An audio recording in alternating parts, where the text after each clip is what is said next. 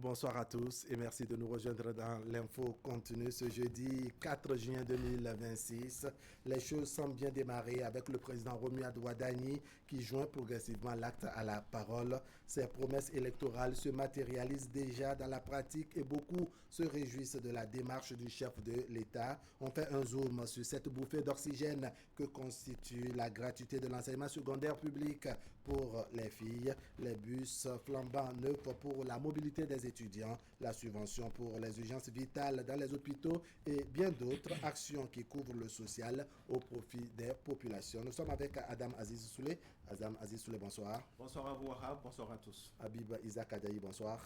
Bonsoir Wahab, bonsoir Aziz, bonsoir amis téléspectateurs. Allez, on évoque l'actualité. On va revenir tout à l'heure. Je vais prendre vos avis très rapidement sur cette visite du chef de l'État qui se poursuit. Ça a démarré depuis lundi. Hier, il était à Lomé au Togo. Aujourd'hui, c'est à Abidjan en Côte d'Ivoire. Qu'est-ce que cela vous inspire, je dirais, ces premières prises de contact, ces premiers déplacements du chef de l'État béninois, Romuald Wadani? Je commence par vous, Habib Isaac Adaï.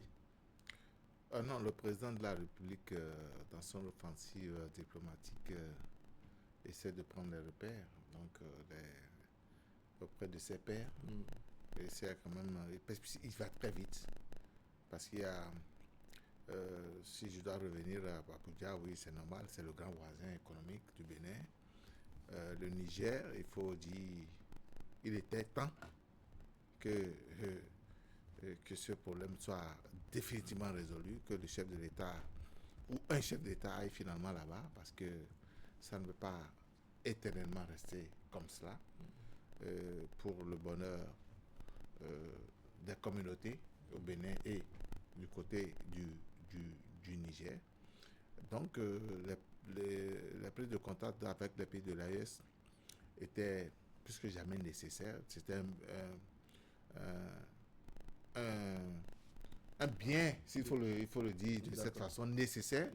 Le Togo, par contre, on était un peu en froid aussi avec le Togo, il était important dans le contexte sous-régional d'insécurité que nous avons, entre l'AES, le Togo, avec un certain nombre de couacs de par le passé.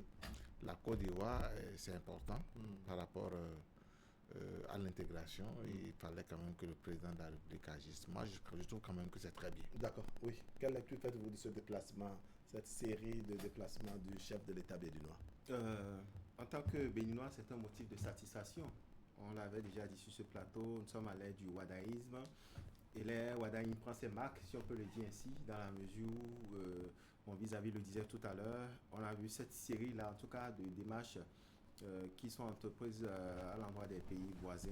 Cela dénote de la volonté manifeste, en tout cas, de Romuald Wadani et son équipe de bouger les lignes véritablement. Bouger les lignes dans la mesure où tout le monde sait ce qu'étaient nos relations avec le Niger.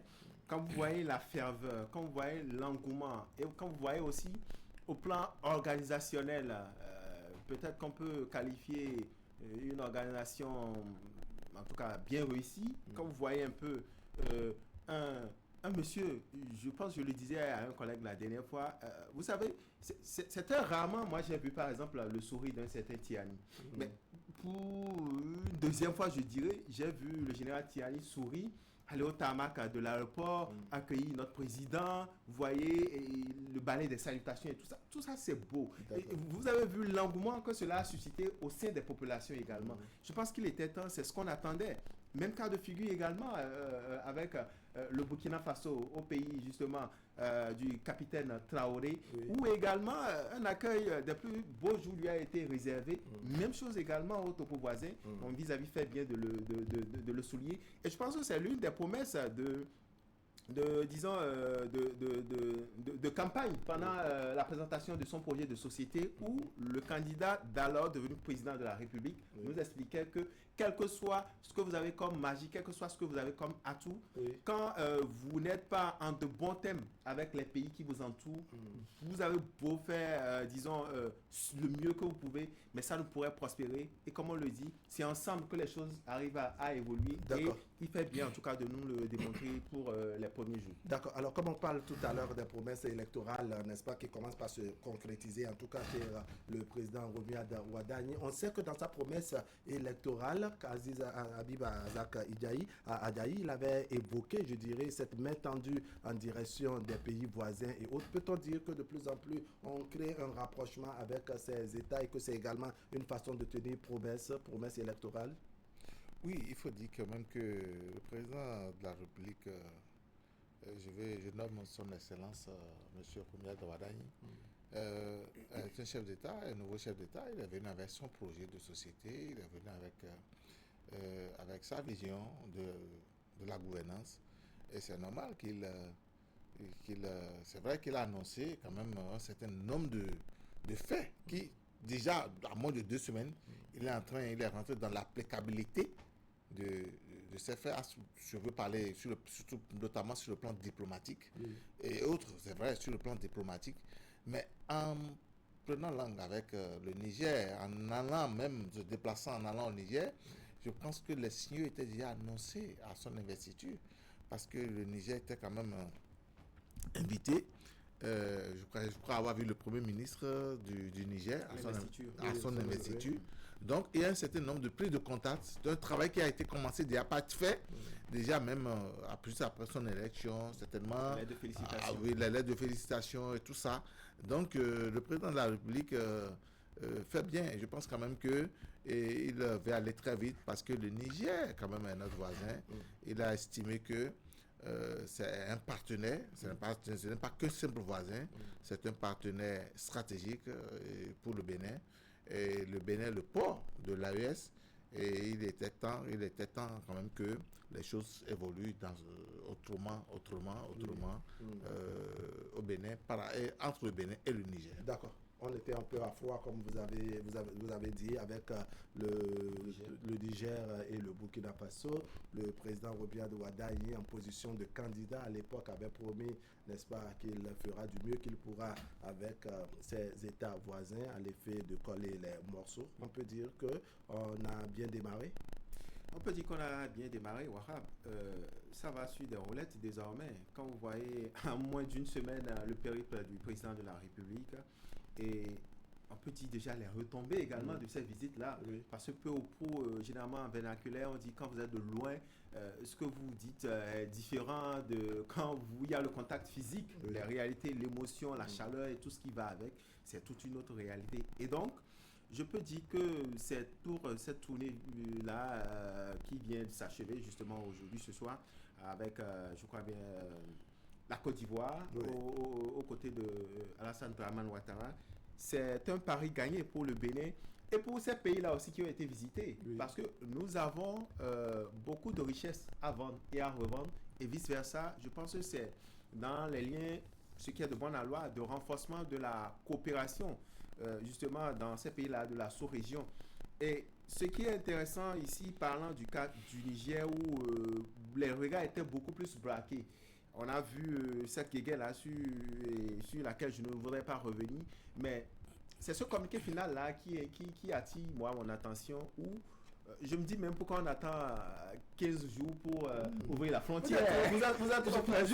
Écoutez, c'est des liens séculaires. Vous avez vu ce que je voudrais revenir là-dessus. Vous avez vu ce que ça peut susciter comme engouement. Moi, je suis resté scotché à la télévision nigérienne pendant justement son arrivée. J'ai entendu des gens, j'ai écouté aussi des Béninois de la diaspora. Donc, c'était un moment tant attendu.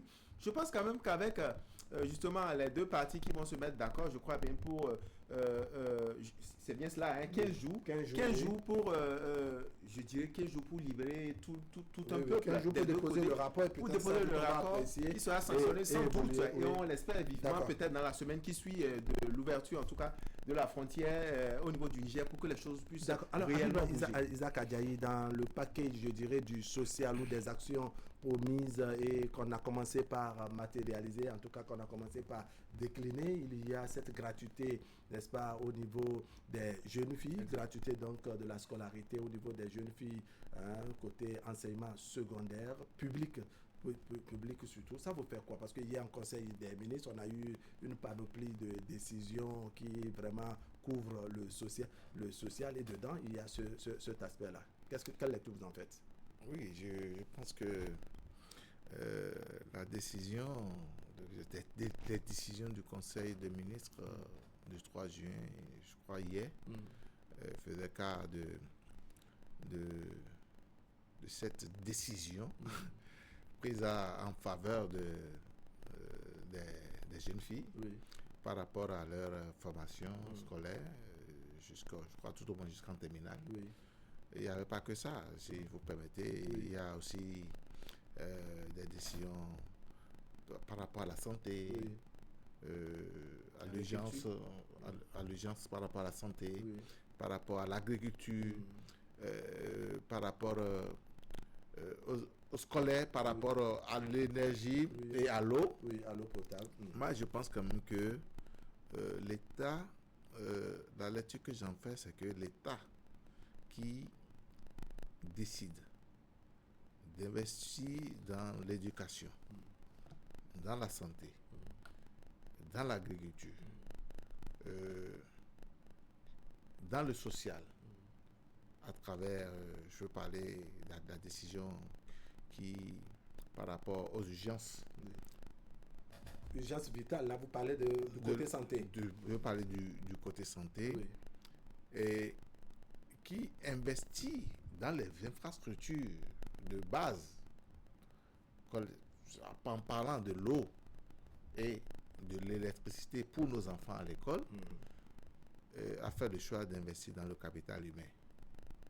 Dans le capital humain, et c'est une décision. Je crois que je ne ferai pas erreur en disant que cette décision est hautement sociale. D'accord. Ça, c'est vraiment hautement social. Beaucoup s'étaient posé cette question. Est-ce que ce n'était pas juste une promesse électorale? Est-ce que Romuald Wadagni ne faisait pas, je dirais, cette déclaration juste pour plaire? Parce que au Palais des Congrès, au moment où il lançait, je dirais, son projet de société à travers cet exposé, ce brillant exposé au Palais des Congrès, beaucoup se sont posé la question. Ils disaient que oui, désormais, quand vous avez une urgence vitale, lorsque votre vie est en danger, au moins on vous soigne d'abord dans les hôpitaux publics. En tout cas, on vous soigne d'abord avant de vous présenter la facture, si je peux le paraphraser ainsi. Hier, en Conseil des ministres, des décisions sont prises et puis ça concerne cet élément-là. Quel rapprochement, quel commentaire vous avez à faire entre la parole du candidat devenu président et l'action qu'il engage à travers ce Conseil des ministres? C'est une façon de corriger le tir. Souvenez-vous, plusieurs fois, sous nos tropiques actuels, qu'on a toujours dit qu'il n'y a pas d'éthique en politique. Mais avec, en tout cas, la galaxie Wadagni, on peut dire oui, désormais, on peut croire en la politique en tenant compte également d'un certain nombre d'éthiques. La vérité. Il a dit, vous avez vu, ça n'a pas tardé à être concrétisé. Parce que il y a aussi la parole qui doit être d'honneur. Et je pense qu'avec cet acte fort qu'il a posé, il faut pouvoir reconnaître quand même que c'est un acte courageux, audacieux. Et je suis conscient de ce qu'il a déjà pris les dispositions.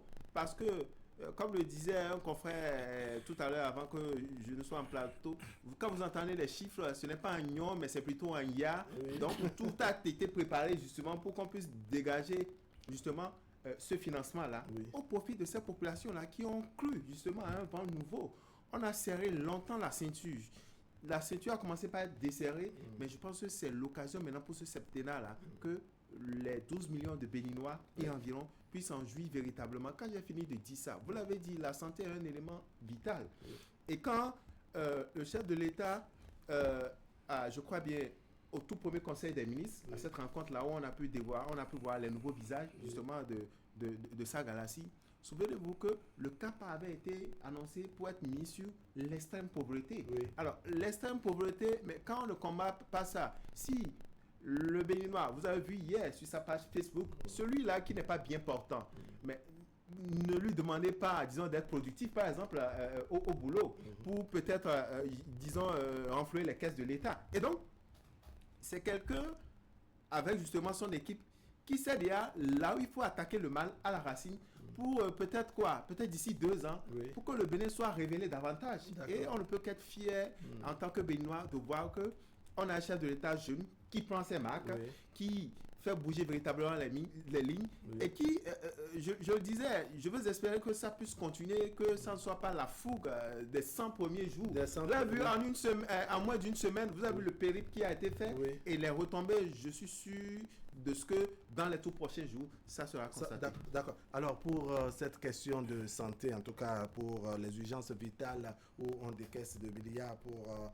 en quelque sorte subventionner les intrants, la question que les gens se posent, c'est comment vraiment les choses vont vraiment se passer. On sait qu'on avait eu la gratuité de la césarienne en son temps, mais malgré ça, les médecins, en tout cas dans les hôpitaux, on avait trouvé cette formule-là de contourner en quelque sorte et d'amener les gens à payer. On peut dire qu'on n'est pas dans le même schéma. Qu'est-ce que vous avez à observer ou à faire observer à ce niveau, Habib Isaac?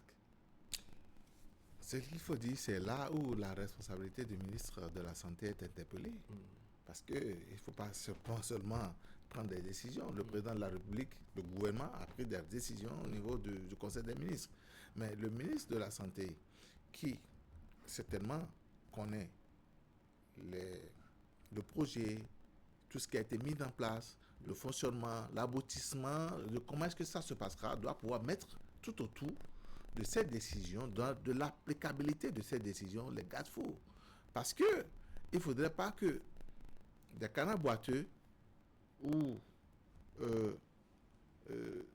des individus en mal de patriotisme mettent en difficulté cette décision qui est prise pour l'intérêt général et saboter les efforts du gouvernement, les efforts du gouvernement, les efforts du président de la République. Donc, le ministre de la Santé doit pouvoir d'abord sortir et dire à la face du monde les sanctions qui seront appliquées à ceux qu'on prendra la main dans nous allons prendre la main dans le sac et mettre à la disposition des sites web pour dénoncer des numéros verts. Parce qu'il est important comme on le dit, il est important de veiller à cette décision, au succès de cette décision, à sa mise en œuvre, au succès de sa mise en œuvre, au succès de sa mise en œuvre, et la réussite sera pour l'intérêt pour tous les Béninois. D'accord. Est-ce qu'une communication n'est vraiment pas nécessaire, pour ne pas dire explication, sensibilisation et autres, sur cette décision, cette mesure qui vise à subventionner en quelque sorte les intrants afin que pour des urgences vitales, on puisse porter assistance aux malades ou aux personnes concernées? Parce que quelqu'un peut penser que non, on nous a dit que quand on vient, on nous soigne d'abord avant de demander l'argent ou avant de nous présenter la facture, alors qu'ici, c'est bien spécifié. Il ne s'agit donc pas d'avoir un simple palu, se rendre à l'hôpital et dire que non, on me soigne d'abord avant de me présenter la facture. C'est dire qu'on a besoin d'une certaine explication, la sensibilisation et tout ce qui va avec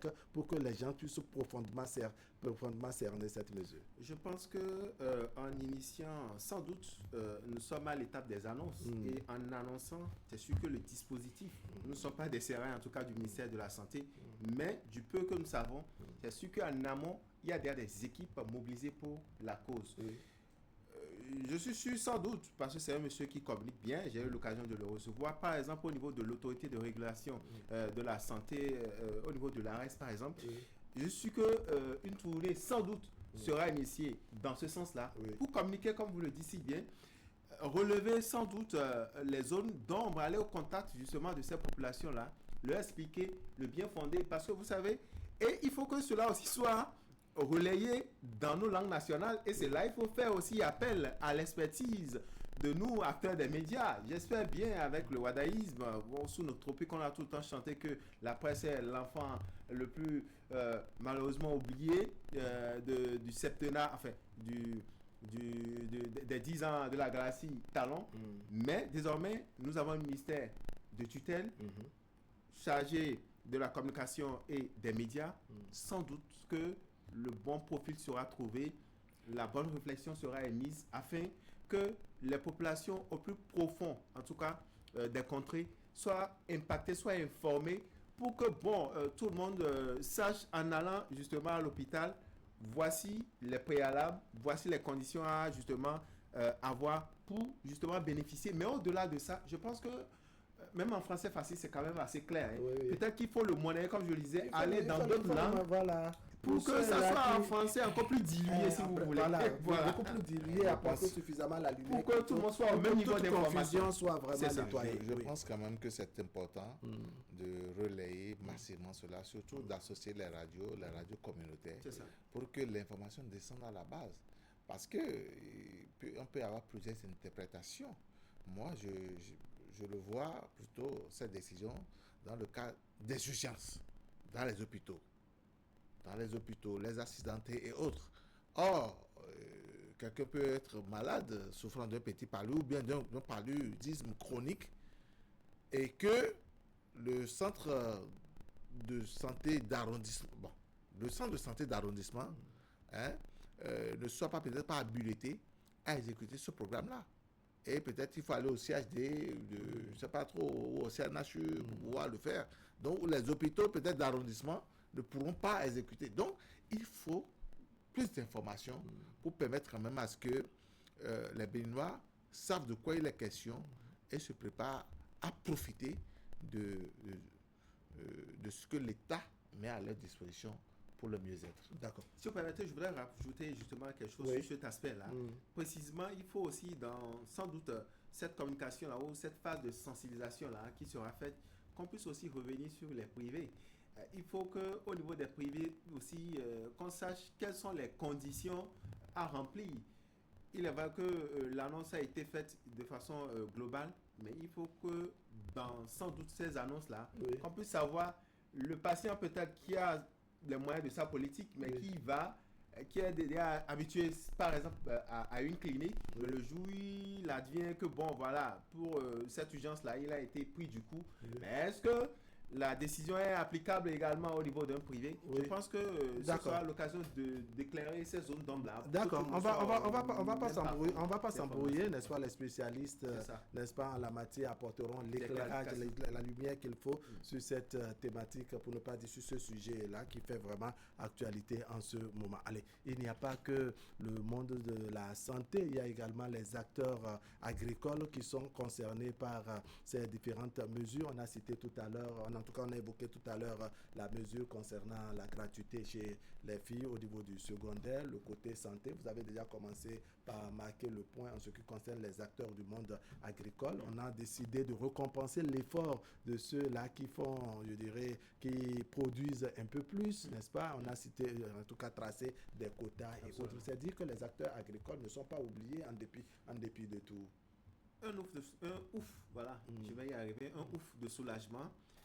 Parce que, souvenez-vous, au cours de la mandature passée, ce n'était pas forcément la lune de miel. Rappelez-vous que le chef de l'État, l'ancien, justement, avait rencontré, je pense à plusieurs reprises, les responsables, que ce soit sodiaculteurs, agriculteurs et tout ce qui va avec ce monde-là, pour discuter justement par rapport au prix de ces intrants-là. Et tous, on se rappelle ici du feuilleton SIPI, où bon, finalement, le chef de l'État a pris ses responsabilités, l'ancien chef de l'État, disais-je, a pris ses responsabilités. Et n'oubliez pas aussi un aspect qui ne manque pas de pertinence. C'est quelqu'un qui a été des sérails. Il a dit à Parakou, lors de cette cérémonie-là qui consacrait son investiture, il connaît le monde agricole, il sait les difficultés qui sont les leurs. Et donc, je pense que c'est en voulant, disons, faciliter. Parce que aujourd'hui, quand on est chef de l'État, à mon humble avis, on se met au-dessus de la mêlée. On fait l'effort, même si on ne peut pas satisfaire tout le monde, de toucher en tout cas à toutes ces sensibilités-là des différents secteurs, mais surtout les secteurs clés, capables de nous apporter de devises. Je pense que c'est dans cette direction-là, justement, que l'équipe de M. Romuald Wadagni et ses ministres s'y attellent. Et au-delà de ça, parlant justement de ces agriculteurs, pour ce que je sais, ce ne peut que être de la joie, parce que sans doute ces mesures, bon, je ne peux pas douter de l'applicabilité justement de ces mesures, mais on veut espérer que dans les tout prochains jours, que ces impacts-là se constatent et que aussi en termes de productivité, vous avez vu au niveau du coton, le Bénin n'a rien envié avec certains pays de la sous-région. que dans d'autres également secteurs, que ce soit l'ananas, que ce soit au niveau du soja et ainsi de suite, qu'on soit aussi cet exemple-là, que le Bénin continue d'être ce modèle-là de fierté. Et comme je le disais par rapport au précédent aspect, il faut que ceux-là qui va peut-être dans son champ, qui veut labourer, fut-il avec la daba ou une machine, Oui. qui soit quand même motivé. Motivé. Et ça, c'est D'accord, une la motivation, motivation. ça manque pas parce qu'on a prévu des primes, n'est-ce pas, pour Voilà. les acteurs du monde C'est agricole. C'est vrai qu'on a sélectionné quelques éléments. Je vais revenir tout à l'heure sur les notes. En tout cas, si on tire les éléments concernant l'information donnée par le porte-parole, le ministre porte-parole du gouvernement, Wilfried Léandre Ongbeji, ça veut dire que les primes désormais au Bénin, ce n'est pas seulement, en tout cas les primes qui sortent des caisses de l'État, ce ne sont pas seulement ceux qui sont des fonctionnaires, ceux qui sont des messieurs bureaux, ceux qui sont qui est des primes aussi dans le secteur de la presse. Regardez-moi ça. Donc ce n'est pas forcément ceux qui ont toujours la cravate nouée au cou et autres. On dit, même dans le monde de l'agriculture, on a pensé aux gens en ce qui concerne les primes, bref, ne serait-ce que pour les motiver. C'est de la motivation, c'est une très forte motivation. Je crois que si mes souvenirs sont bons, même si ce n'est pas fait de cette façon, au temps du président Soglo, les meilleurs producteurs quand même du coton en son temps étaient quand même récompensés. Et puis il y avait quand même un tableau. Absolument. Et puis un certain nombre de choses qui étaient faites. Donc c'est très bien que cela revienne et que je trouve vivement que cela soit perpétué et très grand. Maintenant, moi je voudrais quand même dire, quand vous prenez un paysan, un agriculteur qui fait du soja, du coton, de l'anacarde, derrière il y a une famille. Donc il y a une famille et la motivation incite quand même l'agriculteur aujourd'hui à faire de la transformation, à faire de la transformation et créer de la valeur ajoutée ou à vendre son produit aux structures de transformation pour créer de la richesse quand même pour le Bénin. Et c'est l'économie nationale qui s'en sortirait, qui en profiterait et c'est le Bénin qui en profite. Donc je pense que derrière l'intention, derrière cette décision, c'est vieux de pouvoir récompenser les meilleurs producteurs, de ceux qui travaillent au mieux dans l'agriculture. Non seulement c'est de leur accorder de la valeur, c'est de mettre en valeur le travail qu'ils sont en train de faire, mais c'est de tout mérite de l'État de pouvoir reconnaître les efforts que vous êtes en train de fournir. Parce que sachant que derrière cet effort, il y a un retour sur l'économie nationale. Donc je pense quand même que c'est tant mieux. C'est tant mieux, voilà. Habib Isaac, vous avez vu Aziz Adam Souley, vous avez vu ces images qui ont circulé sur les réseaux sociaux, ces bus flambant neufs pour la mobilité de la communauté universitaire. Vous avez vu ça? Je l'ai vu et c'est également là l'un des points forts de cette annonce-là. Je parlais tout à l'heure du grand retour peut-être sous les Wadaini de l'éthique en politique. Je pense que ça ne vous aurait pas échappé que quand il était allé au contact de ces étudiants-là, qu'il a évoqué justement cet aspect et il leur disait justement avant d'entrer dans cet amphi qu'il a échangé avec le transitaire chargé de faire convoyer ces bus-là au Bénin. Aujourd'hui, plus d'un mois après ce passage-là sur le campus universitaire d'Abomey-Calavi, c'est avec grande satisfaction qu'on a vu. Il est vrai aussi entre-temps que, disons, des annonces ont été faites sous la ministre conseillère devenue aujourd'hui ministre de l'enseignement supérieur de la formation technique et professionnelle, Madame Sedami Medegan Fagla, qui avait annoncé également que les bus seraient là. Mais bon, vous voyez, dans l'attente, dans la souffrance, il y avait ce mécontentement. Ces politiciens-là, est-ce qu'on peut leur faire confiance? Mais bon, aujourd'hui, oui, on peut croire désormais aux paroles de certains politiques. Moi, je préfère le dire. Pas de tout ça. On peut croire aux paroles de certains politiques et les politiques qui nous suivent actuellement. Je pense que nous ne sommes pas donneurs de leçons, mais je pense que les Wadaini viennent corriger un certain nombre de choses et que en promettant et en le faisant surtout de façon imminente, ça c'est une marque de fabrique plutôt qu'il faut pérenniser même après Wadaini. D'accord. Deux mots pour conclure sur cette question de bus pour les universités. C'est la matérialisation de la continuité. C'est ça. Sinon, ces bus étaient déjà commandés certainement avant, parce qu'il était en campagne, Oui. il était encore candidat, Oui. quand il disait qu'il appelait le transitaire. Oui. Il n'était pas encore président de la Oui. République. Aujourd'hui, le président de la République, Oui. je crois un mois et demi après, Oui. les bus sont là. Mm. Donc, ces annonces ont été certainement faites. Oui. Étant du gouvernement, Oui. il savait, Oui. il a annoncé.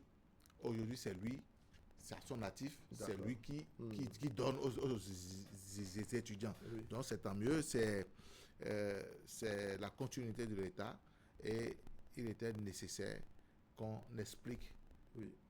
en quoi cette continuité a de la valeur. D'accord, on aura une autre occasion pour ces petits détails-là. Il y a un grand penseur qui a dit que la meilleure façon de dire, n'est-ce pas, c'est faire. Plus Exactement. vous faites et plus on est convaincu. Je suis d'accord. Aziz Adam Souley, merci beaucoup. C'est moi. Isaac Adjaï, merci également. Mesdames, Merci. Messieurs, ce serait tout pour aujourd'hui. Merci de nous avoir suivis. L'information continue sur Canal 3 Bénin. Vous avez la rediffusion tout à l'heure à 23h et demain autour de 10h30. Allez, portez-vous bien.